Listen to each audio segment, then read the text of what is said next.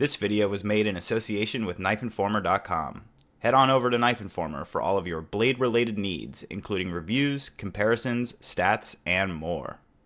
What is up, everybody, and welcome. In today's video, we're going to be taking a look at this CMFmetalworks Crusade. I am super stoked to be bringing this knife to you guys. It has some relation to some other things that we have in the works right now that I definitely want to talk to you guys about. This knife is on loan from my friend Josh, aka Echo Does Knives. Go check him out on Instagram. And yeah, let's just go ahead and jump into it real quick. The overall length on this knife is just a touch over 8 inches, about 8.1 inches. And the overall weight on this beast of a knife is 6.84 ounces. Let's go ahead and take a quick look at a size comparison before we go ahead and jump in to the features and flaws. So you can see a little bit, right about the same length as a PM2, and kind of similar dimensions overall, though we do have a rather large rear end and a pretty thick knife in terms of, especially compared to the thickness of the PM2. If we take a look there. Here, I'll get this rat too out of the way. Line this up a little bit better so you can see. So yeah, that should give you a pretty good picture of what we're working with here. Now, talking about the features and flaws, of course, we're going to start with the materials and sort of a showcase. I am going to get this knife nice and polished up. What we do have here is a full Timascus show scale alongside a Timascus floating backspacer and a Timascus clip. Now, I keep saying Timascus. It's actually black Timascus or Zircuti. I'm not sure which. But it shines up in an absolutely stunning way. And I just want to take a moment. It's definitely a fingerprint whore, I gotta tell ya. So let's go ahead and take a quick look while we have it all cleaned off here. Look at this thing. Absolutely insane. Polished to perfection.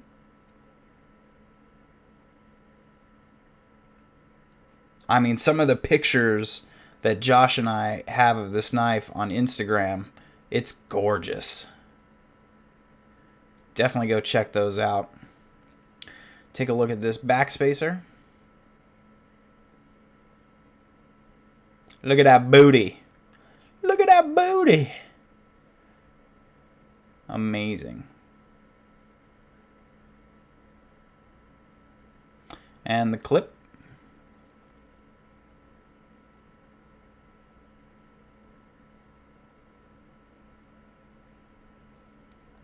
Of course, we are looking at a plain, sort of, I don't know, blasted or tumbled titanium frame lock.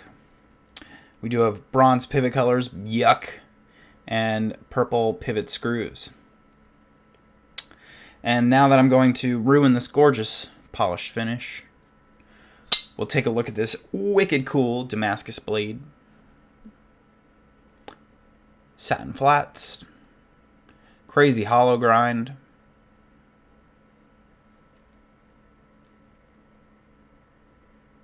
And those are the materials that we're working with. Now, in terms of ergonomics on the knife, she's really comfortable. Has an excellent, excellent saber grip. Really great choke up. I love this finger choil. It's totally tapered in every way that you would want it to be. It fits any size finger very well because there's sort of an unlimited amount of room to move out because this is so well sort of rounded. Your thumb wants to sit comfortably on this peak of, or sort of this ramp on the rear of the blade, although there is no jimping. So choking up on it to get sort of in there is really, really comfortable. Just sitting on the knife is really comfortable. I will say it's a little bit thin right here, so I do find my fingers sort of reaching over instead of making contact with the knife sort of at this point.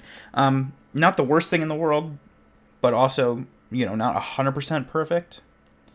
but it just feels super great. And then the pinch grip, the knife is super thick, so it feels a little bit odd at first, and there's no sort of cutouts here, so your thumb is sort of kind of resting on the corner. But again, your index finger is going for this ramp here, and ultimately it's got a pretty comfortable pinch grip as well.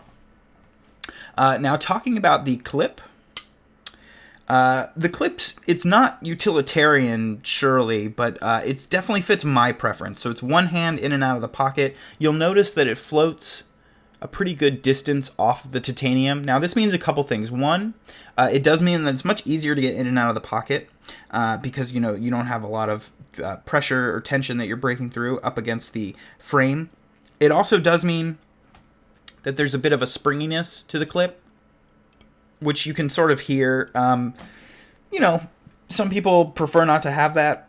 I usually prefer not to have that. It hasn't been as big of a deal on this knife. Sometimes the problem with that is when you flip a knife, because of the way it sits in your hand, maybe you can hear the clip vibrate. That's not the case here. Any way that you hold it, because it's so high up on the knife, your middle finger is going to hold it up against the titanium frame while you're opening the knife very naturally. You don't have to think about it at all. That's just sort of where your finger goes. So on this particular knife, it's not an issue, but do note that it's a pretty heavy knife and it doesn't make contact. So I don't know, maybe I wouldn't have this in my pocket if I was going on sort of like a wooden open top roller coaster. Not that I had concerns of it falling out of my pocket anytime I carried it. I drive a very small car that you're sat very deep into, and so my knives are almost always at sort of a weird angle when I get in my car, and so I will say that I had no concerns with this knife, so it's worth pointing that out. Now, in terms of the action, it's got really great acoustics for a frame lock, and then talking more specifically about the deployment, of all the knives that I've handled with 0.8 inch or more thick blade stock, this has the best deployment of all of them. So compared to a knife like the Satori, or compared to a knife like the Mini Bushido, both of whom have extremely similar, if not identical, blade stock thicknesses to the Crusade.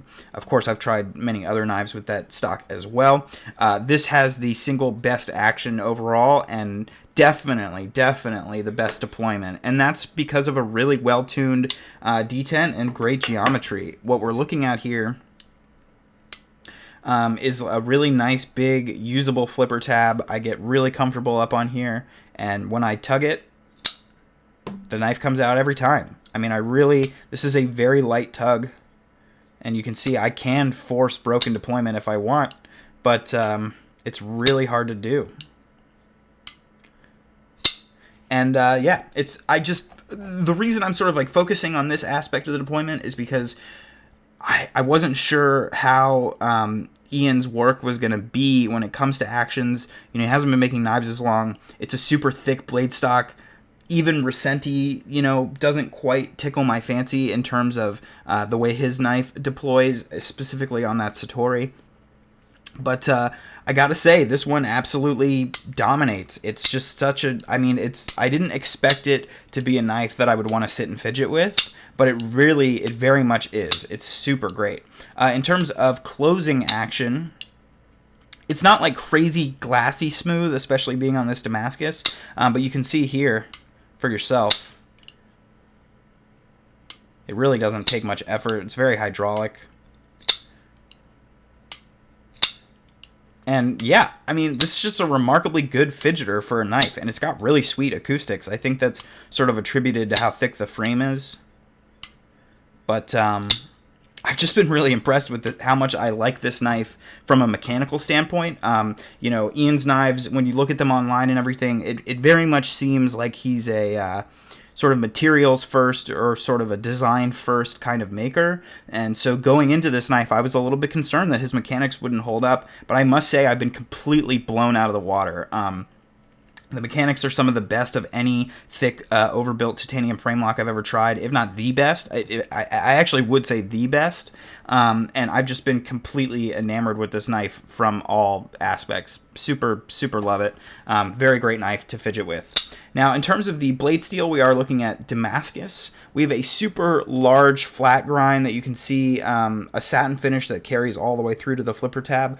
Now, I don't personally, from a design perspective, love how much of the knife is sort of flat. I don't know. This big triangle here just seems a little out of place. Now, that's a personal sort of pet peeve, like not even pet peeve. That's like a personal issue. If you think the knife looks gorgeous, then by all means, the knife looks gorgeous.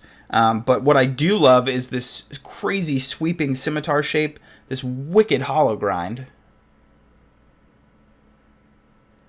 And I love the way it all comes to a point here with the swedge. I just think it's a super cool profile. He just did a great job. All right, so now that we've gone over the knife, guys, it is worth mentioning that we will be recording a podcast soon with Ian. By we, I mean, of course, myself, my friends Dr. Frunky and Echo Does Knives.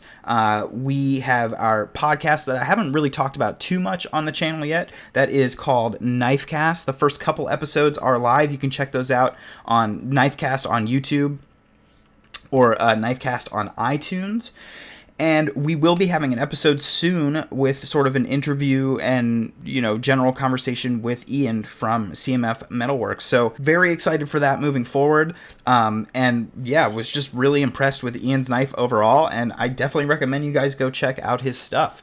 Of course, if you'd like to see beautiful pictures of this knife, you can do so by following me on Instagram at tovarishworks. If you'd like to reach out to me for any reason whatsoever, you can do so by emailing me at tovarishworks@gmail.com. Thanks so much for watching, guys. If you enjoyed this video, please consider subscribing, and I will see you next time.